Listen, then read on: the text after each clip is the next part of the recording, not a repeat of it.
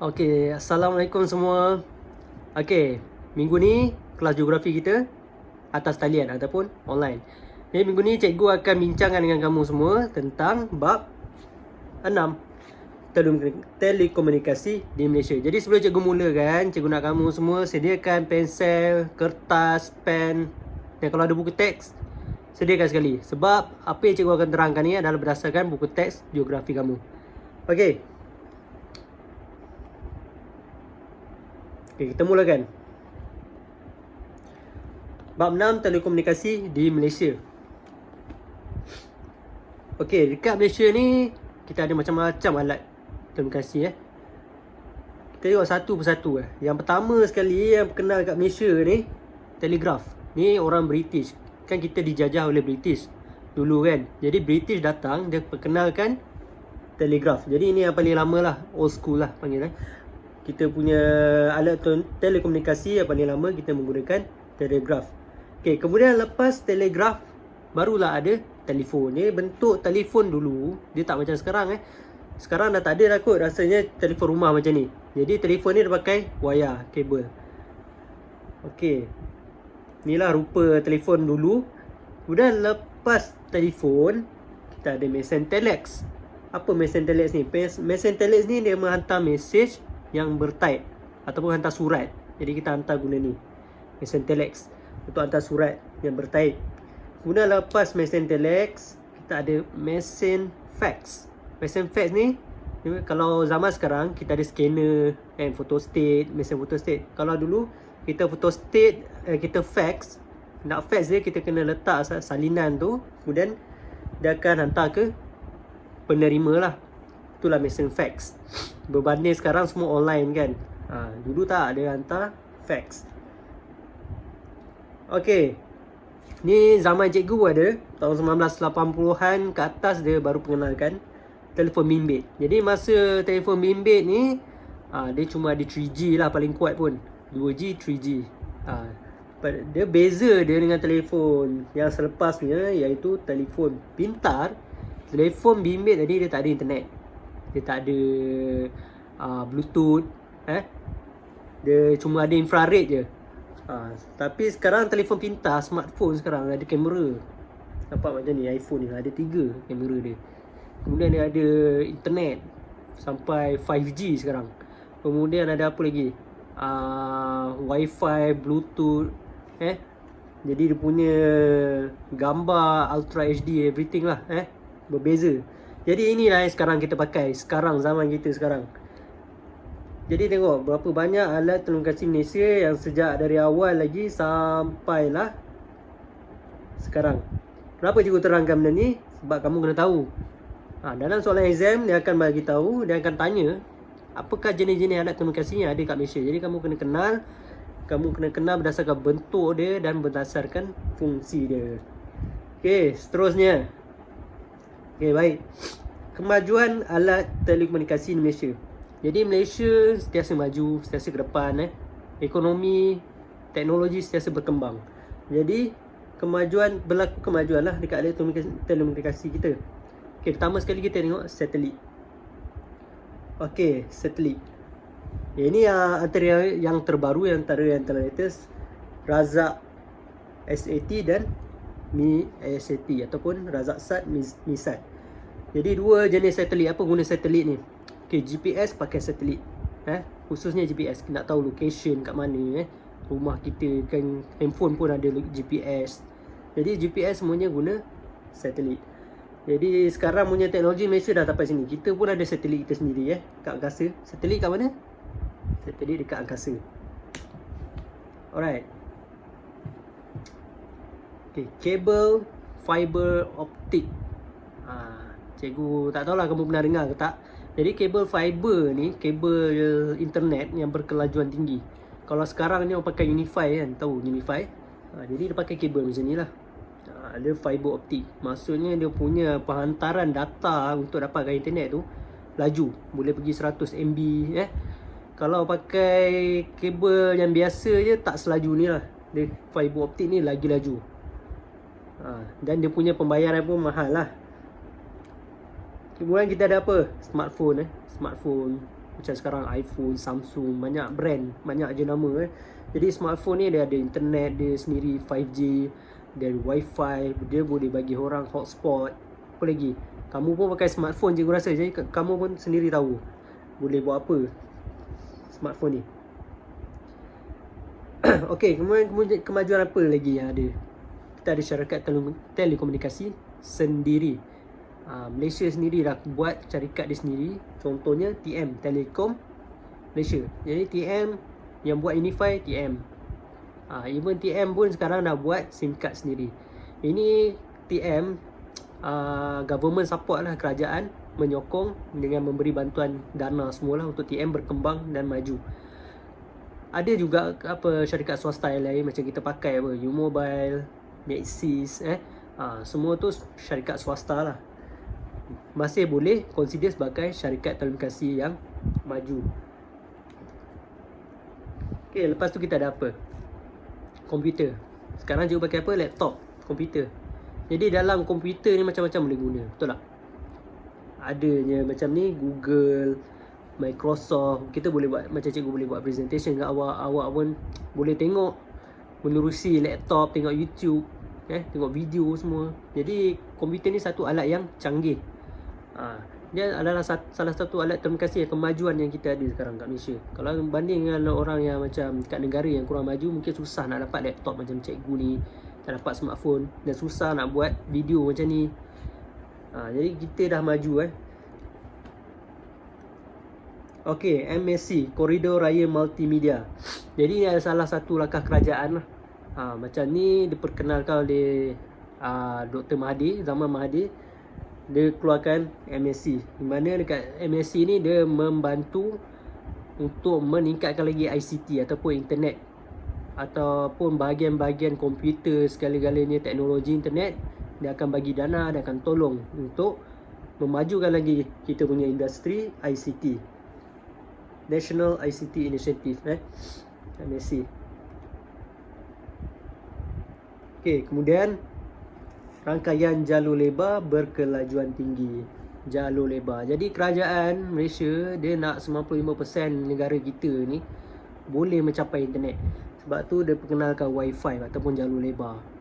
Kalau nak tengok sekarang semua kedai, contoh kedai macam fast food, McDonald, Starbucks, KFC kan, semua ada wifi. Sekolah kamu ada wifi, rumah-rumah sekarang semua ada wifi. Kat mana-mana boleh dapat wifi. Kalau buka wifi kat handphone, smartphone awak tu, kamu akan dapat tengok list banyak orang punya wifi kan. Cuma password je tak tahu lah. Kalau tahu tu senang lah. So ini adalah salah satu teknologi yang kita capai sekarang. Jadi boleh kata kalau kat bandar memang 100% banyak wifi. Cuma luar bandar mungkin susah sikit, tapi masih ada. Capaian tu ada. Kalau kedai-kedai macam fast food tu confirm ada. Sekolah semua confirm ada sekarang. Okay, faham? Jadi cikgu nak kamu tahu ni, ambil nota sebab kejap lagi habis presentation cikgu nak kamu jawab soalan. Soalan ni semua berdasarkan satu bab ni lah. So make sure kamu faham dan kamu baca.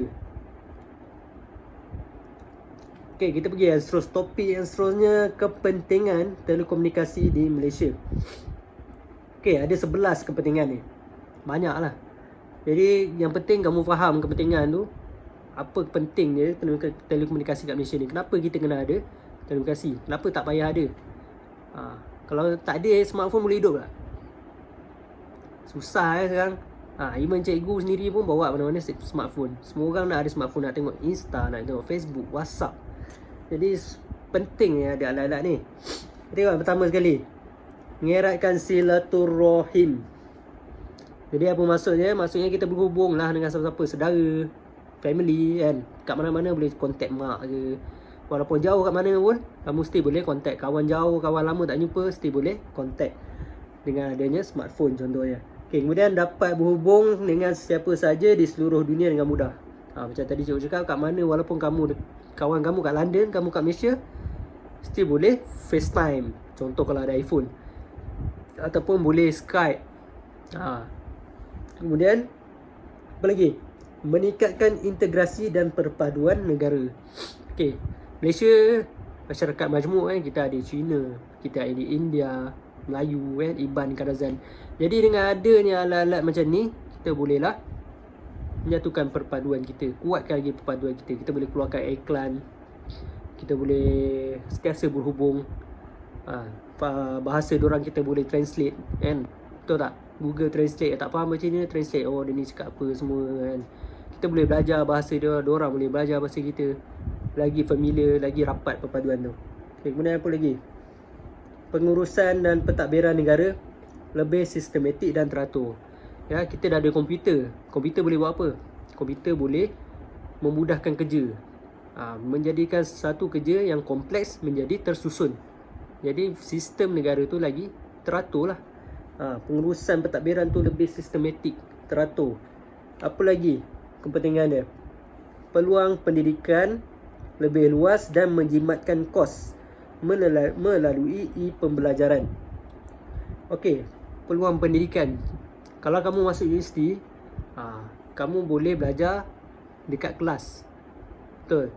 Dan ada satu lagi, misal kata kalau kamu macam dah kerja tapi nak belajar, kita ada panggil PJJ ataupun pendidikan jarak jauh lah.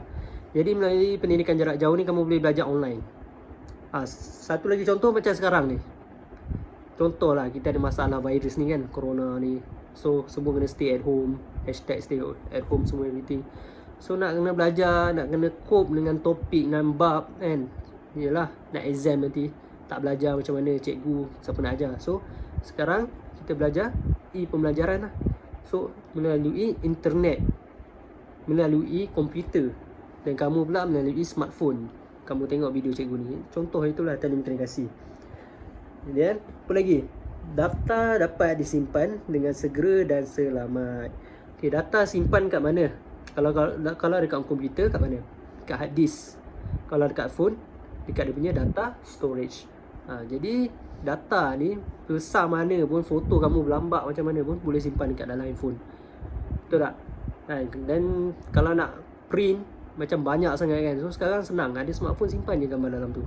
Even kat dalam Instagram pun boleh simpan. Dalam komputer lagi lah, besar capacity dia kan. Okay, apa yang lagi kepentingan dia? Urusan kewangan dan perkhidmatan perbankan atas talian membolehkan kita menguruskan wang di seluruh dunia dengan mudah dan lancar. Sekarang semua kat bank ada debit. Jadi pergi swipe je, credit card, pergi mana-mana swipe. Even beli McD pun sekarang pakai kad je, swipe. Bayar parking RM1 pun pakai kad, swipe. Nak bayar online, semua CMB Click, Maybank to you. Cikgu tak tahu kamu ada bank ke tak kan, tapi sekarang semua dah pakai online lah kebanyakan ni. Sekarang kan kita stay at home, nak beli barang semua beli online, betul. Lazada, Shopee, semua pakai online. Okay, apa lagi? Pelbagai maklumat dari seluruh dunia dapat diperoleh dengan melalui internet. Semua hujung jari, just Google apa yang kamu nak, Google. Itu kepentingan dia. Sekarang kalau kamu tak tahu apa yang cikgu terang, kamu boleh Google, mesti jumpa. Just Google, apa kepentingan kamu kasih, check Google, ada dia bagi list. Tak baca, itu terpulang kat kamu yang rugi tak baca. Okay, apa lagi? Siaran langsung melalui aplikasi satelit membolehkan penonton menyaksikan siaran secara langsung di televisyen. Selain GPS, satelit dia function dia untuk live streaming lah. Untuk live. Contoh berita yang live, bola sepak yang live streaming satelit. Apa lagi? Satelit cuaca dapat memberi data ramalan cuaca dan fenomena alam dengan lebih tepat serta terperinci. Pernah dengar weather forecast? Sekarang berita pun rasa dah tak ada cerita pasal dulu ada apa cuaca esok apa jadi, tapi sekarang dah kurang sebab semua dah boleh check internet semua. Kita dah tahu hujan tak nanti, esok hujan ke tak, ramalan je. Apa lagi? Dan yang terakhir, segala urusan kerajaan dan swasta menjadi cepat dan efisien. Macam samalah komputer smartphone. So meeting pun boleh, kita boleh set guna handphone. Even nak meeting pun kita boleh meeting guna phone je. Dan kat mana awak duduk kan, even kelas pun boleh buat kelas guna komputer dengan phone. So everything semua dah maju. Inilah kepentingan dia. Okay, kita pergi yang seterusnya. Kesan telekomunikasi terhadap pembangunan negara. Tadi kepentingan, ini kesan. Jadi setiap benda yang berlaku kat dunia mesti ada kesan dia. Betul tak? Okay, kesan kita tengok dari sudut positif dia dulu. Okay, perbankan, macam bank tadi. Jadi kita boleh transfer duit, kita boleh hantar, boleh beli barang talian, Lazada, Shopee semua guna perbankan. Kemudian multimedia interaktif, memudahkan sistem pembelajaran. Contoh macam cikgu bagi buat ni lah, presentation, slideshow ni yang interaktif, yang ada banyak color kan.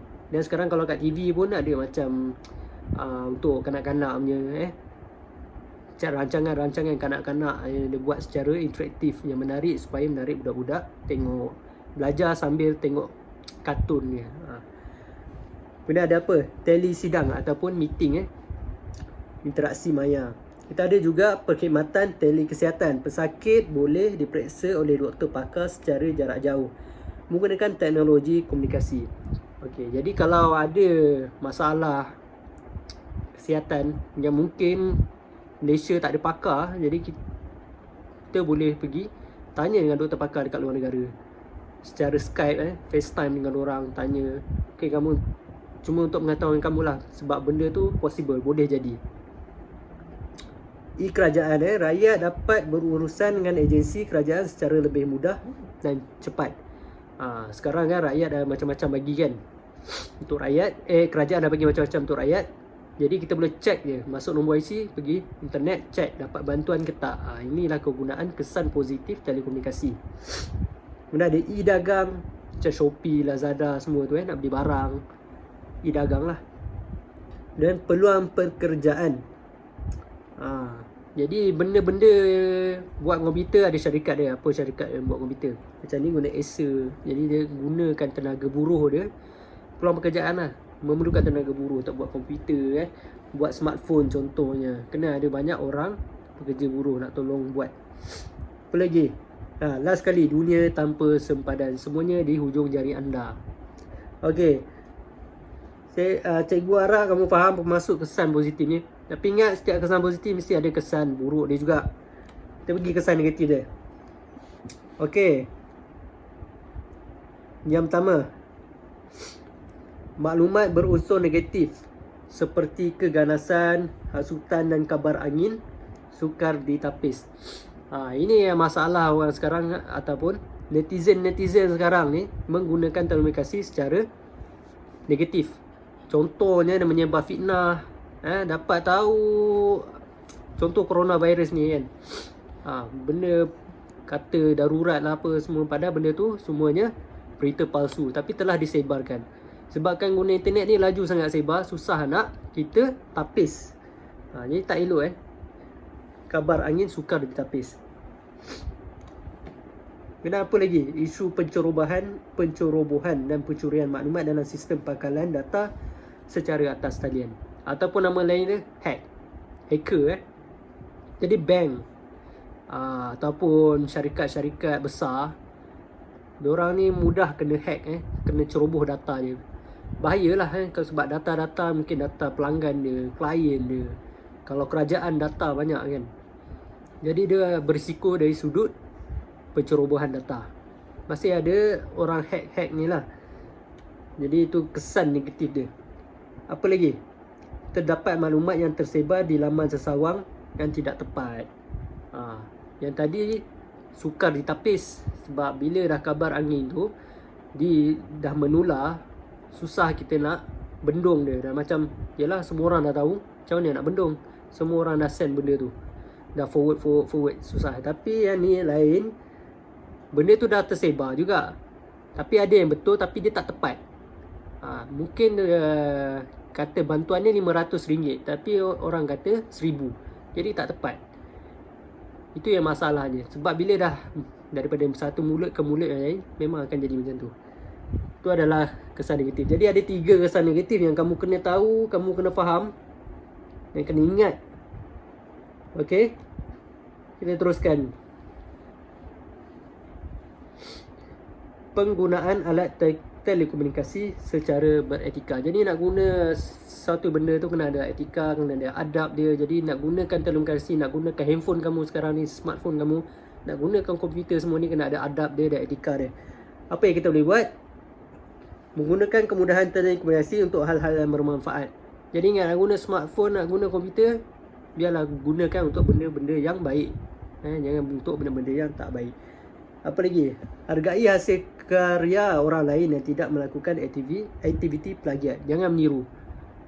Pelajar-pelajar universiti ke selalu buat lah. Ataupun kita sendiri macam kamu sendiri dah buat tu yang meniru orang punya. Copy paste lah, senang cerita. Jangan copy paste. Bersopan santun dan berhemah sewaktu berkomunikasi. Jadi bila hantar mesej kat orang, kat kawan, kat WhatsApp ke post story, Insta story ke, jangan nak tulis benda-benda bukan-bukan lah. Beradab, jangan nak memaki, hamun, mencarut, guna perkataan yang tak elok. Guna cakap elok-elok. Gunakan telekomunikasi tu dengan sebaiknya. Apa lagi? Tidak mendedahkan hal-hal peribadi dan kata laluan kepada umum. Okey. Jadi password. Macam setiap handphone sekarang ada password kan. Jadi simpan password elok-elok. Sebab apa? Tak nak bagi orang hack. Bila orang dah dapat handphone kamu, dia boleh hack, dia ambil gambar kamu, dia akan sebarkan. Silap-silap dia akan ugut kamu dengan gambar-gambar kamu. Jadi kena pastikan password kamu sentiasa simpan. Komputer pun password dia simpan. Sebab ada data peribadi kita yang kita tak nak sebarkan. Mana tahu IC kita nanti orang guna. Dah tahu nombor IC sekarang macam-macam boleh buat. Betul tak? Jadi kena jaga-jaga. Apa lagi? Kenal pasti kebenaran dan kesahihan sesuatu berita dalam internet. Jadi sebelum nak forward, orang forward kat group kan, banyak sekarang group, orang forward, pastikan betul-betul apa yang dia sampaikan tu betul, barulah kamu forward. Jangan dapat je, oh ni betul ni, forwardkan kawan-kawan, forward kat group lain. Jadi kamu dah jadi salah seorang yang menyebabkan berita tu sukar ditapis. Kita tak nak macam tu. Kita nak pastikan berita yang kita sebarkan, kita forwardkan tu berita yang sahih. Pastikan dulu. Apa lagi? Elakkan daripada mengganggu dan merosakkan sistem komunikasi orang lain. Jadi jangan nak kacau orang lah. Kita buat elok-elok dengan apa handphone kita, smartphone kita. Jangan nak cuba kacau orang, hack orang. Ni apa? Mendukung Akta Komunikasi dan Multimedia 1998. Jadi kita ada undang-undang multimedia dan telekomunikasi. Maksudnya kalau kamu fitnah orang, kamu menghantar maklumat-maklumat info yang salah, kamu boleh dikenakan tindakan. Denda semua, kita ada akta dia. Jadi kamu kena sentiasa mendukung ataupun menyokong akta ni dengan mengelak dirilah. Jangan buat benda-benda yang melanggar undang-undang. Okey, last sekali. Elakkan daripada menyentuh isu-isu sensitif yang melanggar undang-undang dan norma. Okey, jadi isu sensitif macam perpaduan, elakkan kata-kata yang sinis, kata-kata yang boleh menimbulkan kemarahan orang lain. Jadi gunalah smartphone kamu elok-elok. Kamu pelajar lagi, gunakan untuk pendidikan, untuk belajar. Jangan gunakan untuk benda yang tak elok. Ni nasihat cikgu. Bagus juga topik yang kita belajar ni. Kita boleh belajar untuk di sini, cikgu pun belajar untuk cikgu juga. Sebab benda ni bukan sahaja untuk ujian, tapi untuk kehidupan seharian kita. Okey, jadi sampai situ topik bab 7 ni. Kita tengok balik.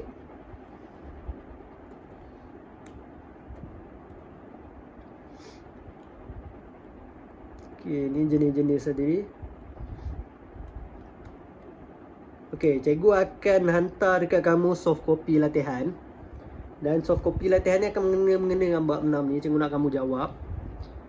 Jadi cikgu harap kamu faham apa yang cikgu terang hari ni. Jadi kelas kita akhir kat sini. Stay home, study.